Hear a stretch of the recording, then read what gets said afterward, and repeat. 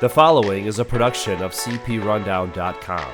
The views and opinions expressed by the host of this podcast are those of the individual and not of any affiliated companies. Ladies and gentlemen, welcome to the Rundown on Fun, a weekly podcast covering the Cedar Fair Entertainment Company, the amusement industry, and the business of fun. Here are your hosts, Karsten Anderson, Evan Schultz, and Kyle Hu. And guess what? Hey, we're back. Unfortunately, I'm not Kyle. It's Kyle's birthday today, so if anybody is around Kyle, make sure that you do wish him a very happy birthday, because today is his birthday. So he's got the night off, as I guess we'll call it. So I'm here with Evan here. We're going to talk just a little bit about the things that are upcoming here. Real quickly, this is going to probably be a very short episode because we're actually planning on, fingers crossed, hopefully we'll be able to make it work. I know Evan is in the process of in a move and everything, but our goal is to get 2 podcasts out this week, one before and one after. And the reason is because we got invited by the park, by Cedar Point and Tony Clark, as media to attend Top Thrill 2's media day. So yes, we did. We will be there bright and early, very, very bright and early on Thursday morning. I wouldn't even say bright. It's early enough that it is quite literally still dark out. I was going to say that the moon's going to be out. So dark and early. It's going to be very. I was looking at the weather forecast, and it looks like it's going to be around 38 degrees currently when we're there at 5. So we're going to find out what Top Thrill 2's minimum operating temperature is. Right? They'll be like, well. So, it's media day, but it won't open until 10 a.m. because you know what, though? Cold. I was kind of thinking, I'm like, you know what? Since, it's going to be running and things like that. Either one, it's going to run like a champ, or number 2, they're going to have space heaters underneath to keep the wheels and everything kind of trying to keep it all warm and everything. So for media day, they're going to go, they got to look good. I know, right? I was like, beyond. I'm not going to lie. I was looking at the Friday forecast and I was like, oh, wow, it's going to be like 75 and sunny. Hey, don't say that too loud, because I don't have Friday off. I got Thursday off. I'm not getting Friday off. Right. So we're just gonna jump right in to some of these news stories, and I know Evan and I were able to go down to Kings Island. Yes, we were last weekend for their opening weekend, and we were going to share some of our thoughts on how that went. And we got some of those trading cards, which I know that we were trying to get and stuff, which we had no idea that those trading cards were actually going to be sold in the stores, which were really cool. And we actually got lucky. So sounds like Evan and I need to play the lottery. But anyway, Evan, I know that last week we didn't record. And today, currently, the day that we're recording is Top Thrill Tuesday, is what the park likes to call it. And so anyway, I know that we didn't record last week, and Tony and there was a Top Thrill Tuesday last week. Yes. So they actually recorded a video last week. You want to talk a little bit about what we got to see in that awesome video? Yeah. So last week's Top Thrill Tuesday wasn't maybe the most crazy informative. That's why we didn't really feel the need to record last week. But basically, last week's episode was that ride testing is still continuing with all 3 trains. I believe they made note of that, and that the Midway's coming together really nicely. They have the signs kind of welcoming you to the Top Thrill 2 Midway down by Magnum and down by Power Tower. Those are installed. They look awesome. Look really good. They like very, very sharp. And then the entry portal, that is kind of where the old Top Thrill Dragster sign was. Oh gosh, it's an arch over the Midway with like they look like video screens, but I don't think they are on either side. I saw those in the renderings. Are they video screens? I saw those in the renderings, and I was like, I wonder if those are video screens that they just put like images on. But I don't think they're video screens. I think they're just actually like the images. I think they're just really high resolution, like bright images. Anyway, so those are on either side of the entry portal, and they show like racing characters, I guess. So yeah, they have those on either side of the entry portal.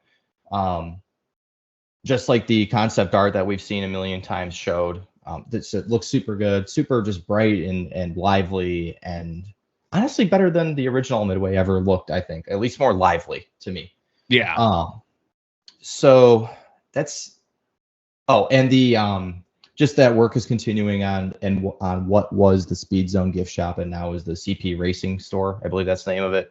Just work is continuing on that. The quick little shot of it that they showed, paint just looks like some paint so far. So we didn't really get a close look at that, but yeah. So it's moving right along.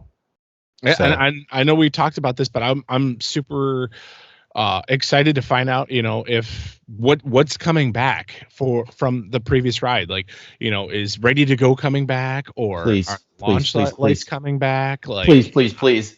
Right? We're pretty sure the launch Christmas tree down next to the launch track is coming back, because you saw that from Valraven. You saw at least the beginnings of it. Yes. So we're not sure what that's going to look like, but there is some sort of Christmas tree there. Yeah. So that's good. That's good. I don't know. I'm super stoked. And as we're recording, 36 hours from now, these questions will be answered at Media Day. Don't. And actually, it's more about 32 hours from now, because the ride opens at 5 a.m. Right. Yeah, April 24th is marks 10 days until Cedar Point opens for the 2024 season. I can't wait, Evan. Like, it's literally like, can't wait. You can count it on your hands, like literally. Like, we're there. The finish line backyard's about to open, man. Yeah, weather's getting nice. We already had our little taste with the Clips Day, and we'll get even the biggest taste in a couple of days here, but. Sure. Top Thrill 2 aside, it's going to be so nice to be able to ride everything again and eat everything and see everything and just be home. Because I kind of felt like that at Kings Island this weekend too, Yeah, it's like a little mini home, Yeah. Yeah. Oh, yeah, for sure. It's definitely going to be nice. Definitely going to be back. So, speaking of that, really quick, I know that we didn't talk about this, Evan, but I was going to say, if you have a season pass or anything like that, make sure you go on to Cedar Point's website, click on events, and if you want to check out Top Thrill 2 before the actual opening day, check it out. So register your pass. It has to be a Cedar Point specific pass. It has to be your home park at Cedar Point.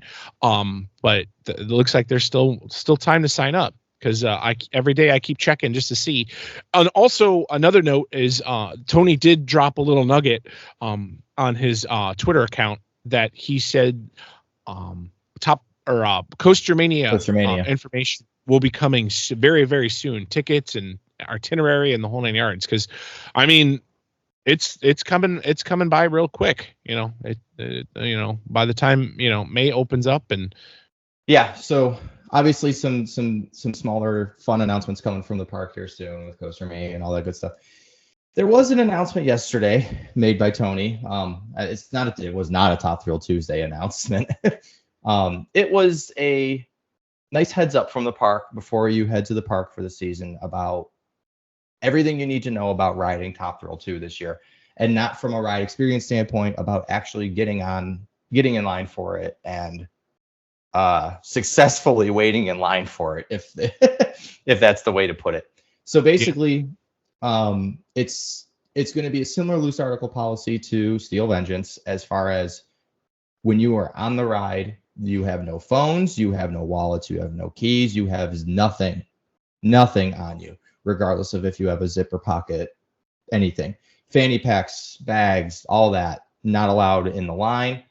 The big kind of new one that I think a lot of people need to be aware of, because it's not something we've seen before, but I get it, is no loose fitting shoes. So that means no flip flops, no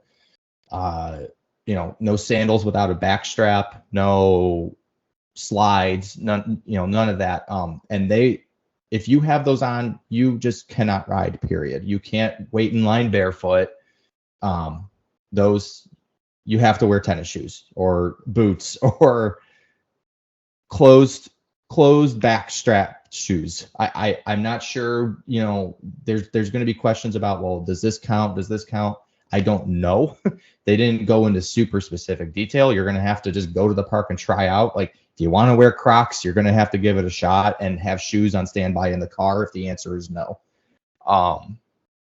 So yeah, that's the big kind of new one. Like obviously on Raptor and Ruger and Valraven, you're not allowed to wear shoes, but they have loose article bins.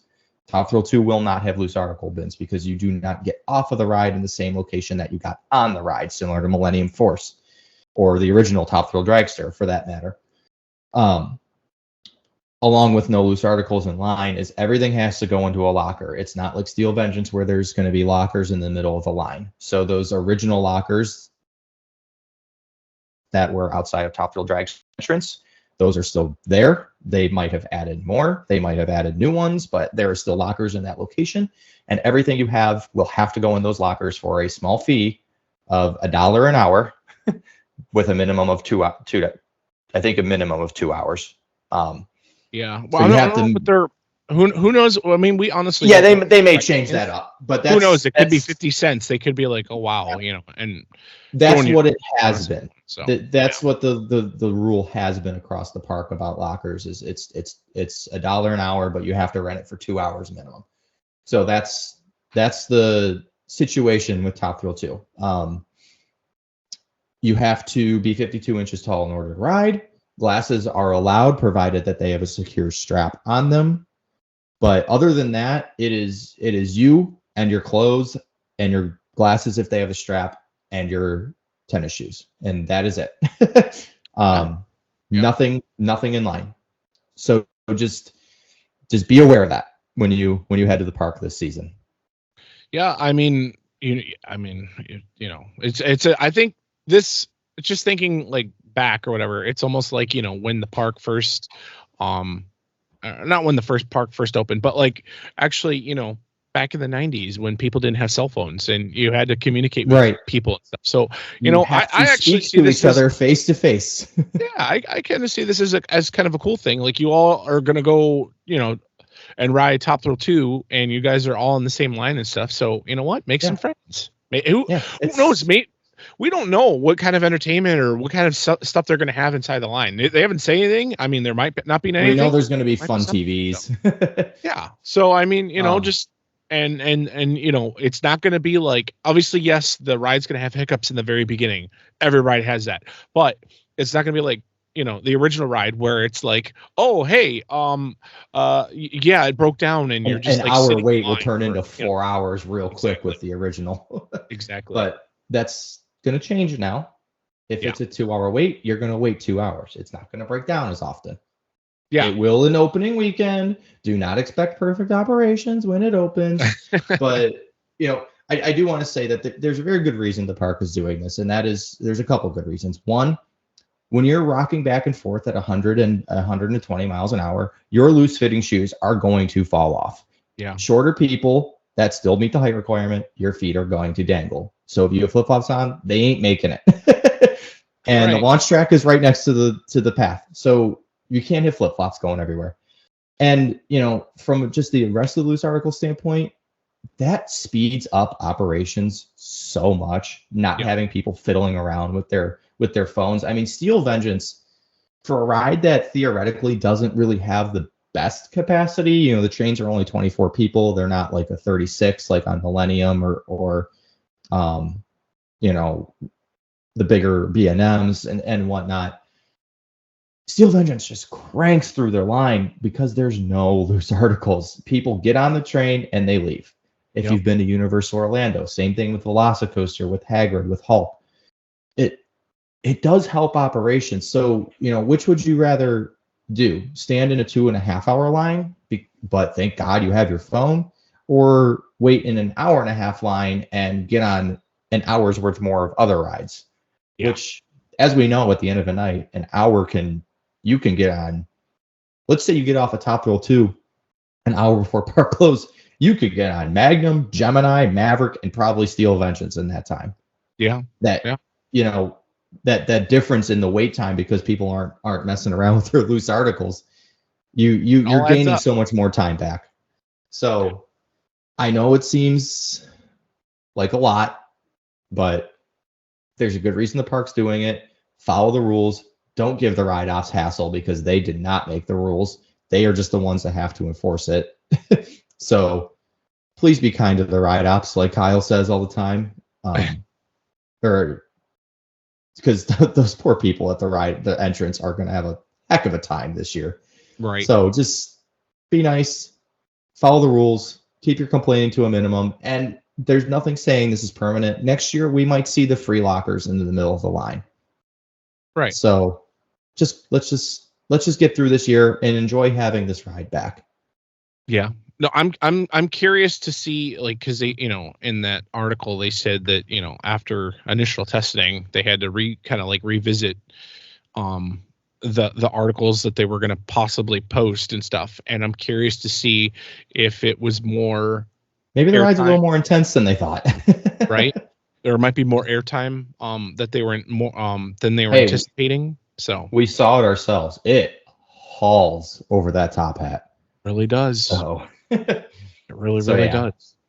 So it'll be interesting to see everything. I think there'll be more clarity on how this is all going to work after media day, and certainly after our visit on Sunday for preview day. Yes. Carson, I know you're going to the charity event, and then both of us will be at the Prestige Pass Holder event. So there'll be definitely a lot more clarity after that, especially with general public in attendance, to see how this is all really going to work. And that's why you should clue into the next podcast that we record, hopefully on Friday, because we're going to talk about how the ride was. Obviously, if you want to see how the ride was, we're going to have obviously updates on our Facebook page and all our social media pages starting at like 4:30 in the morning. So you definitely don't want to miss anything. But if you want to listen to more in depth and get our feedback and things like that, we've definitely got to. We've talked about, and I think it would be cool if at some point in that morning on Thursday, if we do like kind of a mini podcast standing next to the ride and just 10 15 minutes of us just talking about the ride, the area, and what you guys need to know about everything. Of course, we're gonna be all giddy and excited, but we'll also cover what the setup is and how you're gonna make life easier for yourself and what to expect when I was gonna say ride.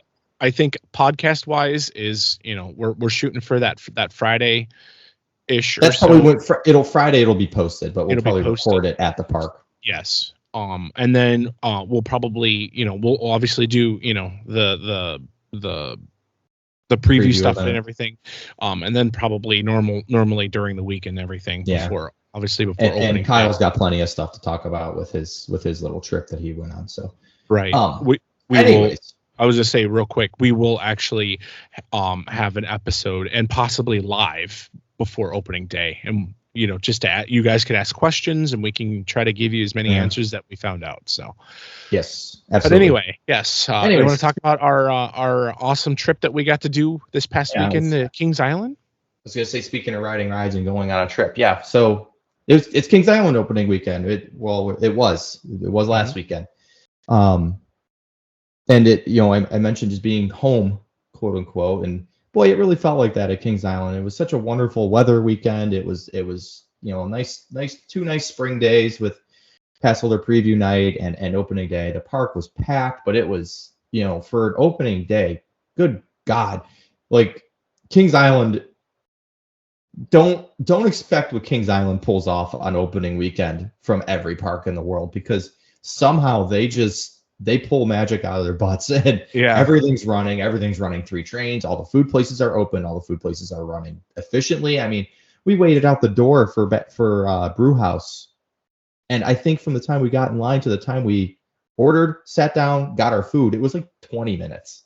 They were in mid-season form, I'll tell you. And the rides were running spectacularly, except Adventure Express, because I got stuck on a wheel seat. Don't want to talk about it.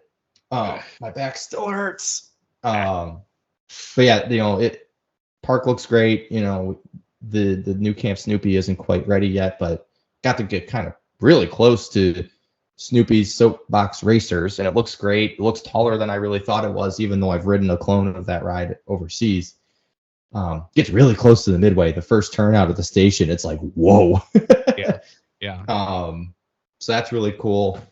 Orion's great. Beast is great. Racer's running great. Mystic, Diamondback, everything's running great. The food was great. I have no complaints. And we got all the trading cards. Right. That was by luck of the draw. Like I said, we luckily they sold them in the gift shops because we only got like one pack. No, we got 2 packs. And then they were like, oh, hey, by the way, they're for sale in the gift shop for like $7. We're like, no, we got 3 packs. We got really lucky because Banshee and Invertigo were both broke to start the day. Oh, that's right. That's right. So, yes. I think this story is worth telling, and we'll wrap it up. Yep. So we decided that we were going to start with Diamondback to get their trading card pack, and Banshee was not open yet, even though Banshee was supposed to be an early ride. So we get off Diamondback, we see Banshee's now operating. We jet over there, but we didn't run. We got over there, and we were pretty, we were within the first 750 people. The line hadn't gotten built up yet. So we got the Banshee trading card. Invertigo was like broke. So they were just handing out the trading cards before the ride entrance. So we got those. And then we're leaving the park and we see that they have trading cards on sale. First pack I pick up, I open it, and lo and behold, there's the Beast trading cards that I needed. So what was that? What was her name? Well, give her a shout out. Oh man. Wasn't it like Carrie, I think, or something? I think it was. I don't know. Kings we'll Island people, if you're. Yeah, we'll say it was Carrie, but very nice older woman. If Kings Island people listening, if you know who was working the gift shop, I don't even know what the name of it is. It's attached to like the men's bathroom by La Rosa's. It's to the right when you enter the park. What's the name of it? It's the new Squishmallow store. Yeah, can't remember her name, but shout out to her because she was all about it, giving us good luck, like doing certain If you know who was working there at 9:15 on Saturday night, please give her a high five for us or whatever. Yeah, she was awesome. Shout out to her because she was so awesome. Yeah, she was super into it. But yeah, food. You want to talk? Rides were you want to great. give a little detail about the trading cards, like what they were? So yeah, each ride had the first 9 trading cards were all the same for each ride, for each pack that you got. And then we'll just say Invertigo, because that's the one I remember. So that you had the first 9 that were all the same, and then you had, I think it was 9, and then you had 2 extras that were like nicer trading cards and like almost like a chase, like a chase. Yeah, they were the chase cards. They were very, very pretty. So like if anyone's ever, I was just say if anyone's ever opened up like a pack of what are the upper deck cards or whatever, and it always guarantees you at least like one like really cool ultra rare or something nice card. It was kind of like something like that. So, if you went to Invertigo and got a pack there, you were guaranteed a nice Invertigo card. And then there was also another card with each of the rides. And at Invertigo, I keep going to that because that's the one I remember. You also got a Vortex card. Yeah. At Beast, you got the Beast card and like just kind of like a Taft Broadcasting announcement of Kings Island. It just kind of show like the original, Kings Island's coming. Mm-hmm. Diamondback, I think, or Banshee was with King Cobra. I forget what Diamondback was with. Maybe the Safari. No, that was the first one. That was Diamondback. That's what I said. Diamondback was with Banshee. Sorry, yes. Sorry. That is. And then Safari. Banshee was with King Cobra. Yes. And then if we're wrong, whatever. Whatever. So yeah, they were super nice. It was a nice little fun touch on opening day, and they kind of insinuate on the card packages. It says Series 1, so that insinuates there's more coming, and it's really cool and kind of the Kings Island version of our button trading up here.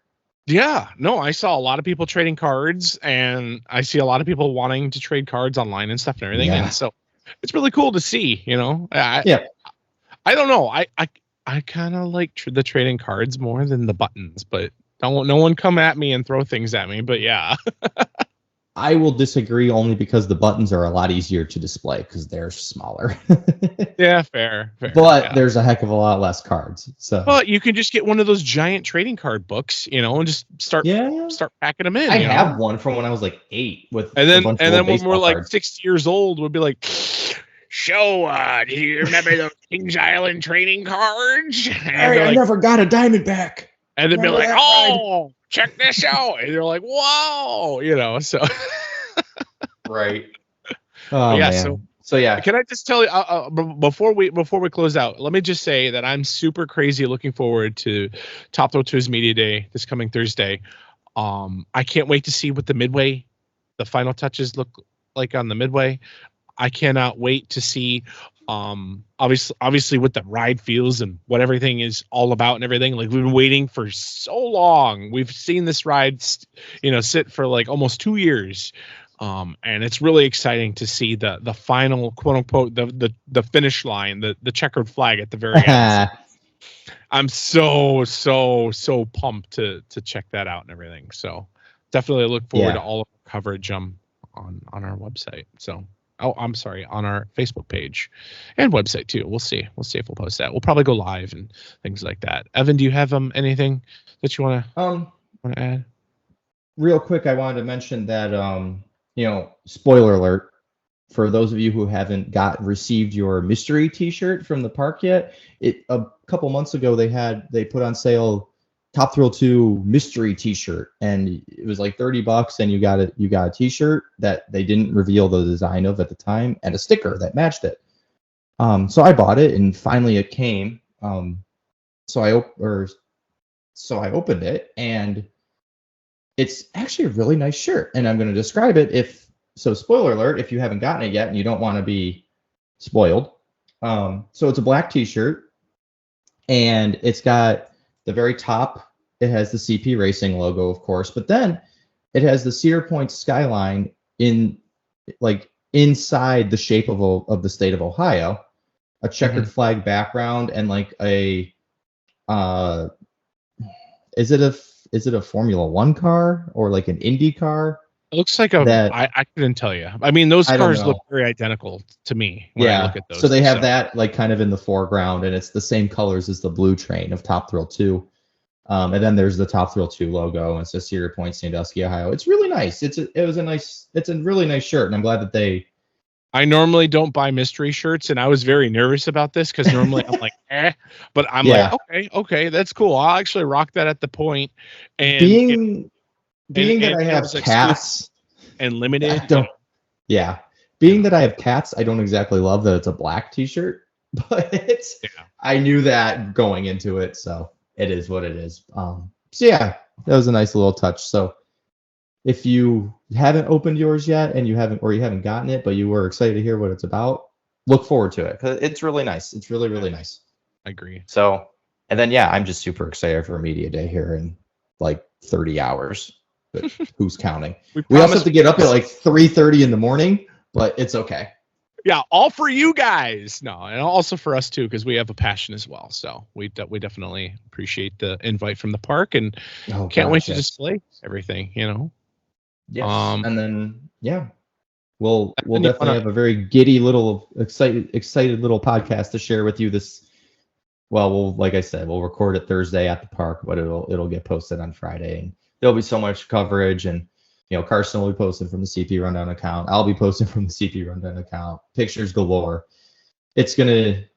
We'll keep you busy at work while you scroll through the CP Rundown Facebook page. Yeah, no, for sure. And I definitely make sure you stay tuned to our next episode because, like Evan said, we're going to be on the Midway live talking, not really live, but pre-recorded our initial thoughts of what Top Thrill 2 is going to be. So, and maybe not during the episode, but we will probably talk to Tony, to Zamperla, to Adam Sandy, to Kerry Boldman, the GM, and just like I said, maybe not like live, but we'll talk to them and write down their answers like a reporter and share some fun stuff with you. So if there's any questions you want us to ask anybody about Top Thrill 2, not about like why they painted Rougarou the color it is, ask questions about Top Thrill 2, and we'll do our best to get the answers from the proper people, whether it's Zamperla or Cedar Point or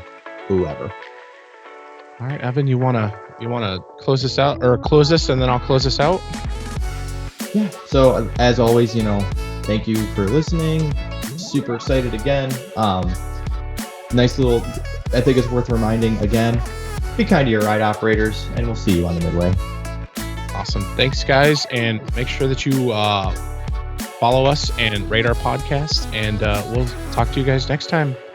Make sure you wish Kyle a happy birthday. Take it away, Justin. Thank you for listening to the Rundown on Fun.